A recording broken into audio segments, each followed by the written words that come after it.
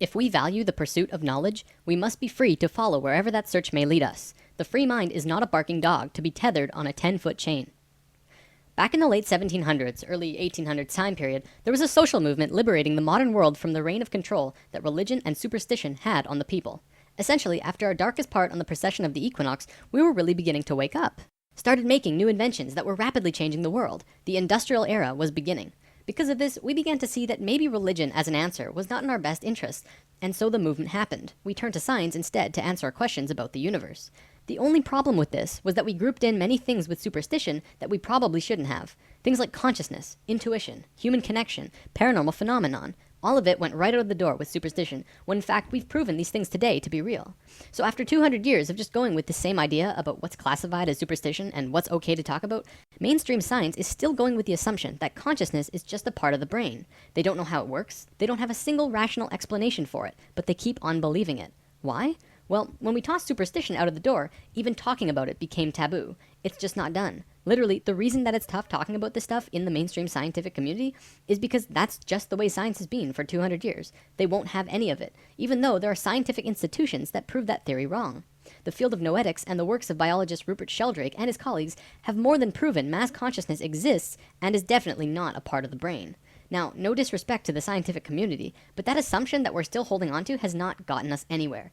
It's time we begin to question the decisions of our ancestors, because many of the things that we've been led to believe to be true simply is not. I'm not saying blindly accept all of the new stuff that's coming out nowadays, but we should at least put it on the table and be able to discuss it as a global community. An apocalypse is a disclosure of something hidden from the majority of mankind in an era dominated by falsehood and misconception. If you haven't seen lesson 10 already, you should probably watch that one first. This lesson builds on what we covered last time, the phi ratio in particular. Today, we're going to be looking at another way that humans grow through phi. Instead of looking at phi inside the body, we're going to be looking at phi outside the body, and what it means for us in this pivotal point in human history. One other thing before we get this rolling. I want to give an overview about what sacred geometry really is. Sacred geometry is the geometry of consciousness. It revolves around the idea that all consciousness, including human, is solely based on sacred geometry. Because it is, we can begin to see and understand where we have come from, where we are now, and where we're going. Do you remember the fruit of life? This is the basis of all 13 informational systems that come out of the flower of life, the creation pattern of everything. The first system created the platonic solids, which created structure throughout the universe. The second system was the basis of how vibration, sound, harmonics, music, and matter are all interrelated in all of creation. Today, we will look at the third system. The fruit of life will reveal itself in the process. We'll call this system the circles and squares of human consciousness. It is what the Chinese called circling the square and squaring the circle.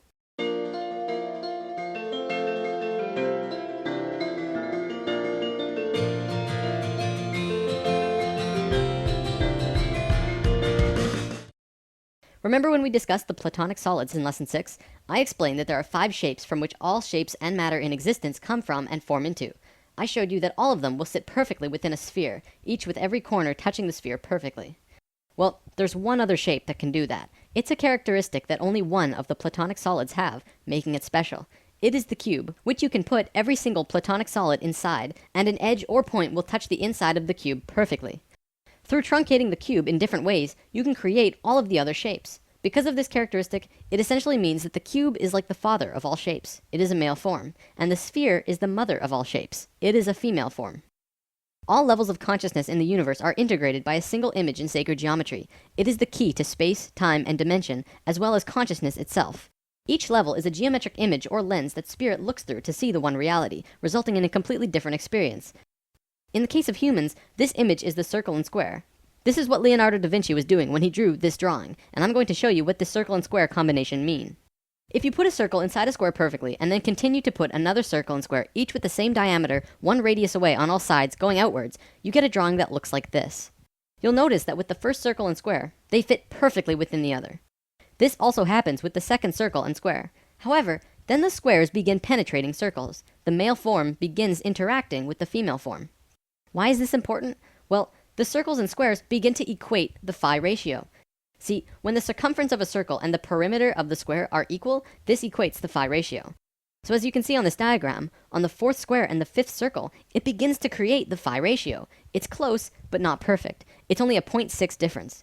I'm measuring in radii, by the way. The inner circle has a radius of 1, so it's 2 radii across. The next is 4, and then 6, 8, 10, and so on.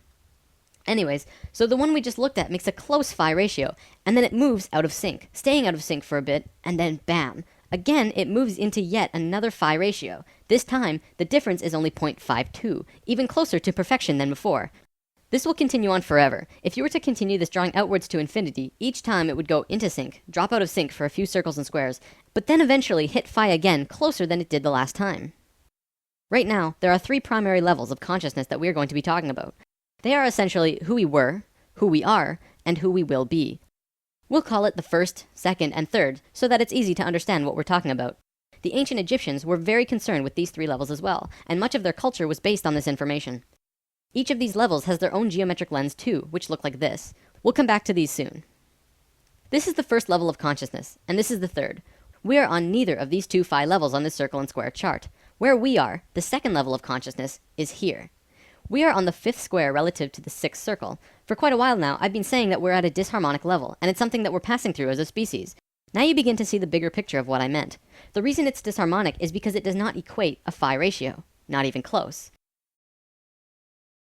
Disharmonic levels are important because they bridge a gap between the divine, pure levels. However, when a species is here, it has to get in and get out as fast as possible, or else they will destroy themselves and everything around them incredibly quickly. You can see this happening all around the world today, because we're at the very end of it, and everything is crashing down on us. We've discussed this all before, notably in the intros of lesson 1 and 2. So the reason that we're on this circle and square combination, and not the 6th square relative to some other circle, is because of this. If you take the square and rotate it 45 degrees, it actually creates a bridge. It connects us from 2 harmonic levels of being. We're moving from one state of being to the other, this time even closer to source. This is a very exciting time for us. Oh, let me show you this too. This is how the Great Pyramid is set up. This chamber here is called the King's Chamber.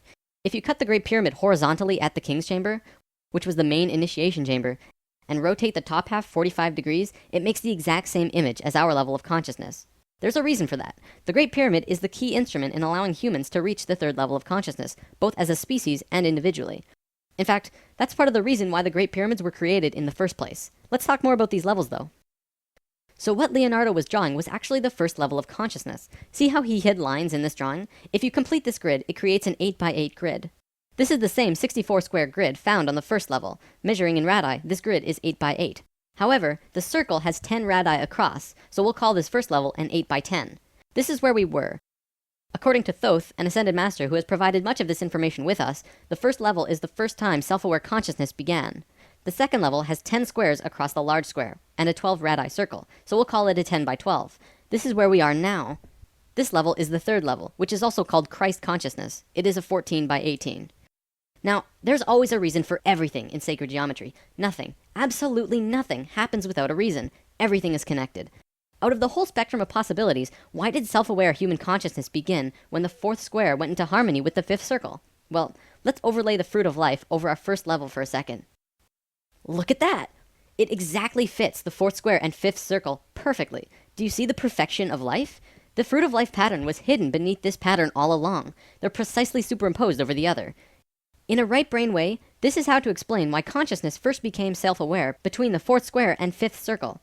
This sacred image was part of the pattern. The fruit of life was completed at the precise moment that the phi ratio first appeared, and when phi appeared, consciousness had a way to manifest in a new way. Throughout time, many scholars have tried to figure out the secret meaning behind what Leonardo meant with the Vitruvian Man drawing. He was showing us human consciousness. This is where we were, the first level. There is a man who did draw our level though. Da Vinci was studying the works of a man named Vitruvius, who lived 1400 years before Da Vinci, hence the name Vitruvian Man. Vitruvius actually drew his own drawing of consciousness as well, and this is what it looked like. The circle and squares in this one are hidden, less obvious than the Da Vinci drawing. Regardless, they're there, and this is the current circle and square combination around our bodies. This drawing also contains the exact proportions of the Merkaba, which is an important energy system outside of the body, similar to how chakras are an energy system inside the body.